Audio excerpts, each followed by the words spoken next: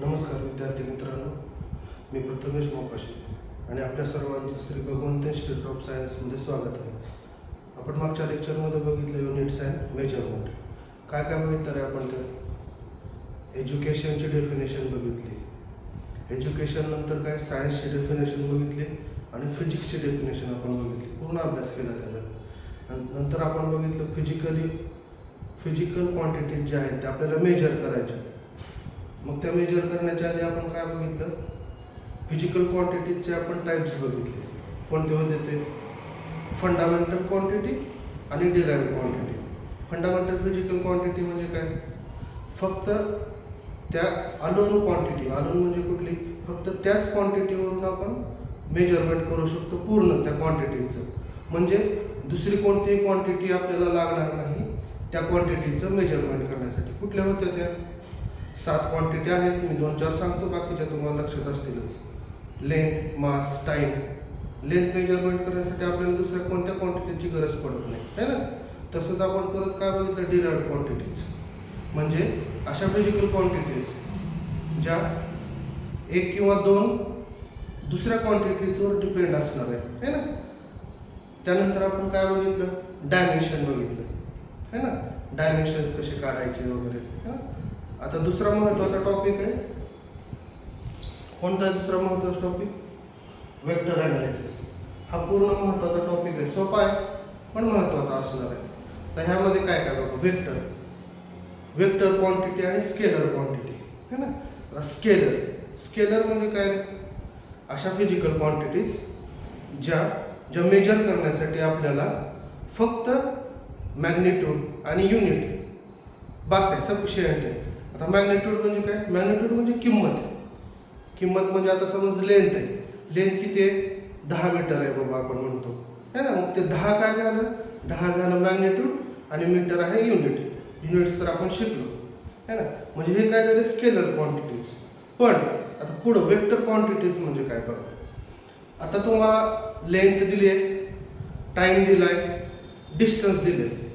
म्हणजे आपण काय, एखादा माणूस आहे आपल्या इथून, मी उभारलो तिथून कॉलेजपर्यंत, त्याचा स्पीड दिलाय, डिस्टन्स दिलाय. पण आपण हे काढू शकतो का की आत्ता ह्या टाईमला तो माणूस एक्झॅक्ट कुठे उभा आहे? नाही काढू शकत आपण. त्यासाठी आपल्याला डायरेक्शनची सुद्धा गरज लागणार आहे. मग काय? फिजिकल क्वांटिटीज आहेत मेजर करण्यासाठी. अशा फिजिकल क्वांटिटीज ज्या मेजर करण्यासाठी आपल्याला मॅग्निट्यूड पण आवश्यक आहे आणि डायरेक्शन पण आवश्यक आहे. बघा लक्षात येते का स्केलर आणि वेक्टरमधला फरक? स्केलर क्वांटिटी मेजर करताना आपण डायरेक्शन विचारात घेत नाही याचा अर्थ काय? ते आपल्याला लागतच नाही आहे, है ना? पण वेक्टर क्वांटिटी आपल्याला मेजर करण्यासाठी डायरेक्शन आवश्यक आहे. ह्याच्यापेक्षा आपण उलट काय घेऊ शकतो? ज्या क्वांटिटी मेजर करण्यासाठी आपल्याला मॅग्निट्यूड पण लागणार आहे आणि डायरेक्शन पण लागणार आहे, त्यांना आपण काय म्हणणार आहे? Vector quantities. आता बघ, टाइप्स ऑफ वेक्टरमध्ये आपण जाऊ. सगळ्यात पहिल्यांदा आपण घेऊ झिरो वेक्टर. झिरो वेक्टरला नल वेक्टर पण म्हणतात. झिरो वेक्टर म्हणजे काय? ज्याचं मॅग्निट्यूड 0 आहे बाबा, है ना? त्याला आपण झिरो वेक्टर म्हणणार. पण असा प्रश्न निर्माण होतो की बाबा त्याला मॅग्निट्यूडच नाही आहे तर कशाला आपण घेतो, है ना? असं येऊ शकतो प्रश्न. पण बघा आपल्याला कुठं 0 ह्याची किंमत लागणार आहे बघा. आता मगाशीच सांगितल्याप्रमाणे आपण स्पीड दिला, टाइम दिले, डिस्टन्स दिले, है ना? पण हे दिलेलं नाही आपण. काय म्हणतात त्याला? लक्षात येणं मला शब्द. वेलॉसिटी आपण त्याची 0 दिली. म्हणजे वेलॉसिटी 0 दिली म्हणजे काय? त्या टाइमला आपण म्हणजे एक्झॅक्ट स्पॉन्टेनियस टाइम म्हणतो. स्पॉन्टेनियस टाइम म्हणजे त्या एक्झॅक्ट टाइमला त्याची वेलॉसिटी 0 असणार आहे, है ना? म्हणजेच काय झालं? वेलॉसिटी वेक्टर झाला 0. आलं का लक्षात? तसंच ॲक्सेलरेशनच्या बाबतीत आहे. एखादा पार्टिकल ॲक्सेलरेट करतोय, है ना? किंवा आपण बाईकवर चाललोय, ॲक्सेलरेट करतो आपण. पण आता 10 मिनिटं ॲक्सेलरेट करतोय आपण किंवा 10 मिनिटं आपण बाईक चालवतोय. पण 8व्या मिनिटाला आपण कुठे? जेव्हा आपण तो 8व्या मिनिटाचा जो पॉईंट असणार आहे कन्सिडर करतोय, तो पॉईंट कसला असणार आहे? आपला स्टेबल पॉईंट असणार आहे किंवा तो मूव्ह करत नसणार आहे. मग त्यावेळेस काय झालं? ॲक्सेलरेशन आपलं 0 झालं ना, त्या पॉईंटसाठी आपलं ॲक्सेलरेशन 0 झालं का तर थांबलेलो आहे आपण त्या पॉईंटला. मग तेव्हा काय म्हणणार आपण, ॲक्सेलरेशन वेक्टर हा 0 असणार आहे. म्हणजे लक्षात येते का बघा तुम्हाला 0 वेक्टर. अजून भरपूर उदाहरणं आहेत, जसं आपण न्यूमरिकल्स वगैरे पुढे सोडू तसं आपल्याला लक्षात येईल 0 वेक्टर का यूज करतो. त्यानंतर पुढचा वेक्टर रिझल्टंट. रिझल्टंट वेक्टर बघा आता काय. रिझल्टंट वेक्टर म्हणजे काय, असा वेक्टर की ज्याचं नेट रिझल्ट हा बाकीच्या वेक्टरच्या समानच असणार आहे. बाकीच्या वेक्टरच्या म्हणजे आता बघा लक्षात घ्या, आता समजा मी इथं उभा आहे. आता म्हणजे तुम्ही कन्सिडर करा, तुम्ही तुमच्या घरामध्ये आहात, तुम्हाला जायचं आहे कॉलेजला, है ना. मग एक रस्ता असा आहे की बाबा म्हणजे जिथून जाताना बस स्टँड वगैरे लागतं, है ना. म्हणजे तुमचं फर्स्ट इनिशियल पॉईंट काय असणार आहे, तुमचं घर, आणि फायनल पॉईंट काय असणार आहे, तुमचं कॉलेज. आणि तुम्ही गेलाय बस स्टँडच्या पाथनं गेलाय. पाथ म्हणजे मार्ग. आणि दुसरा एक मार्ग आहे म्हणजे पाथ आहे दुसरा एक असा की जिथून तुमचं एक मंदिर वगैरे लागतंय, है ना. म्हणजे काय कन्सिडर केलं आपण, इनिशियल आणि फायनल पोझिशन. मग बाबा इकडून एक जातोय मार्ग काहीतरी 1 किलोमीटर आहे, असा मार्ग जातोय 2 किलोमीटर आहे. पण थेट तुम्ही हे 2 मार्ग चूज न करता थेट तुम्ही कॉलेजपर्यंत गेला, तर तिथं एक 0.75 किलोमीटर किंवा 750 मीटर पडतंय. तर काय ह्याचा अर्थ झाला, हा मार्ग जो बस स्टँडकडून जातोय कॉलेजला आणि हा मार्ग जो मंदिराकडून जातोय, ह्याचा दोन्हीचा रिझल्टंट हा असणार आहे ना, जो तुम्ही थेट गेलात 750 मीटर आहे, है ना. म्हणजे सेम तुम्ही गेलात कॉलेजपर्यंतच, है ना. फक्त स्टँडकडून न जाता किंवा मंदिराकडून न जाता थेट तुम्ही गेला घरापासून थेट कॉलेजपर्यंत, 750 मीटर आहे. म्हणजे ह्याचा इफेक्ट काय झाला, थेट जाण्याचा जो इफेक्ट आहे, इफेक्ट म्हणजे काय, परिणाम काय, तुम्ही कॉलेजला गेला, ह्याचा इफेक्ट आणि ह्याचा इफेक्ट दोन्हीचा पण सेमच येतो. ह्याला आपण म्हणतो रिझल्टंट वेक्टर, है ना. आपण न्यूमरिकल सोडवताना हे सगळे अजून बघणार आहे डिटेल्समध्ये. मी जस्ट हे लेक्चर इंट्रोडक्टरी असणार आहे स्केलर्स आणि वेक्टर्सवर. आलं का लक्षात. तिसरा वेक्टर बघा कोणता आहे, निगेटिव्ह वेक्टर. त्यालाच ऑपोजिट पण म्हणतात, है ना. आता तेच आत्ताच घ्या, 750 मीटर जे अंतर होतं घरापासून ते कॉलेजमध्ये, तुम्ही घरापासून कॉलेजपर्यंत गेलात 750 मीटर आहे आणि येताना उलटा आलात म्हणजे ते सरळच आहे आता तिथून येणं. पण एक हा झाला वेक्टर आणि दुसरा हा वेक्टर झाला. म्हणजे काय झालं याचा अर्थ, ह्याची 750 मीटर आहे आणि ते पण येताना 750 मीटर आहे, पण डायरेक्शन ऑपोजिट आहे. त्यालाच आपण काय म्हणतो, ऑपोजिट वेक्टर, है ना. चौथा vector equal vector. Equal vector कशाला म्हणणार आपण, सोपंच आहे बघा आत्तासारखंच.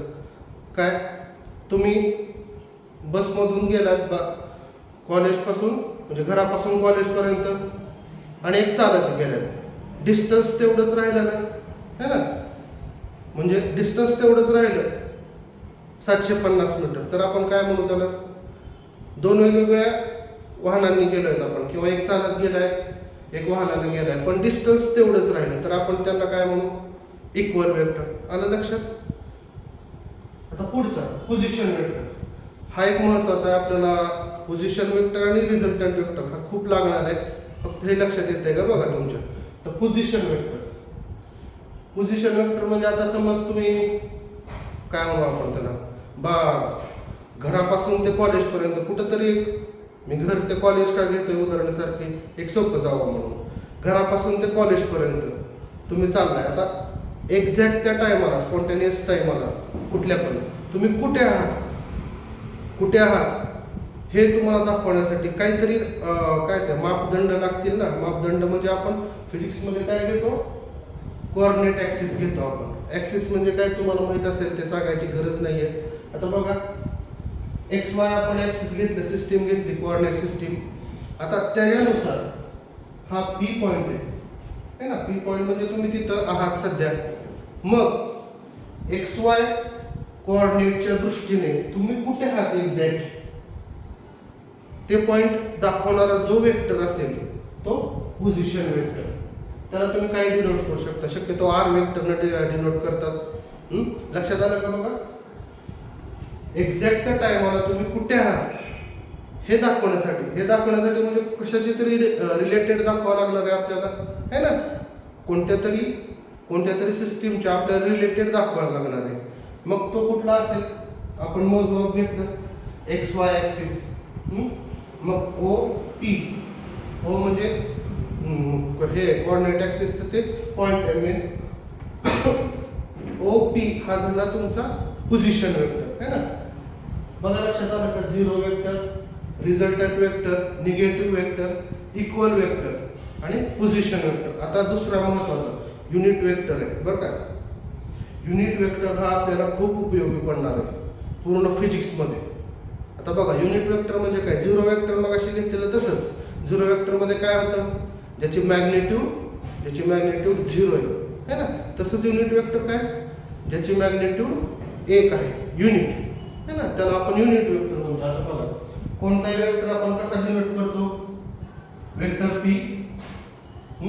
हा युनिट वेक्टर आहे, UP कॅप.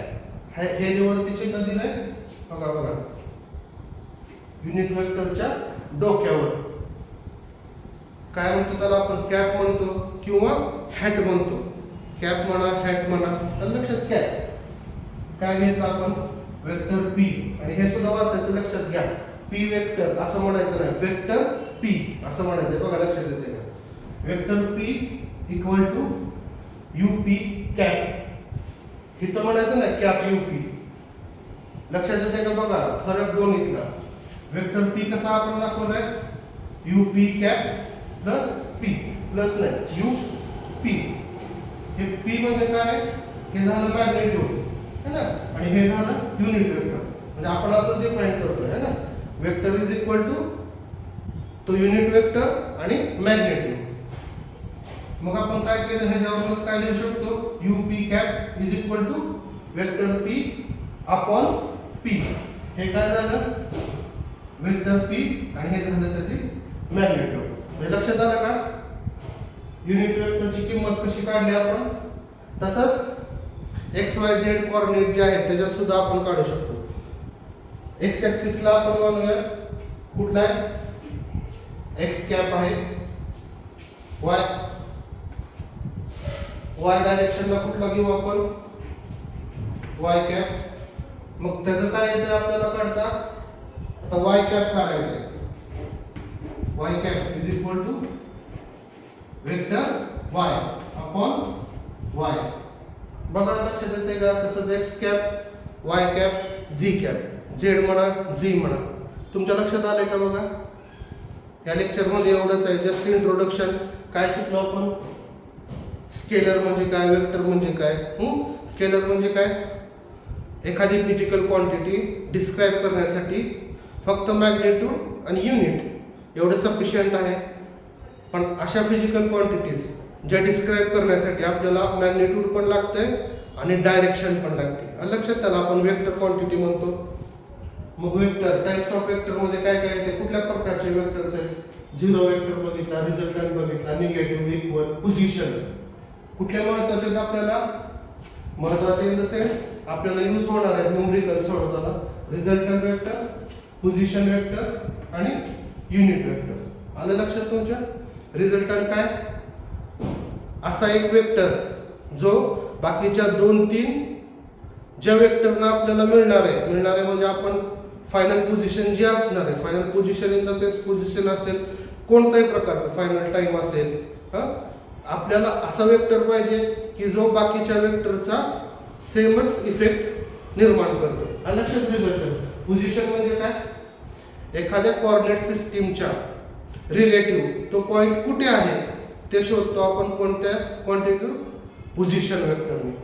आणि शेवटचा होता युनिट वेक्टर, असा वेक्टर ज्याची मॅग्निट्यूड युनिट आहे. आलं लक्षात. युनिट म्हणजे 1 आहे. येते का लक्षात तुमच्या. ठीक आहे, एवढंच आहे या लेक्चरमध्ये. थँक्यू.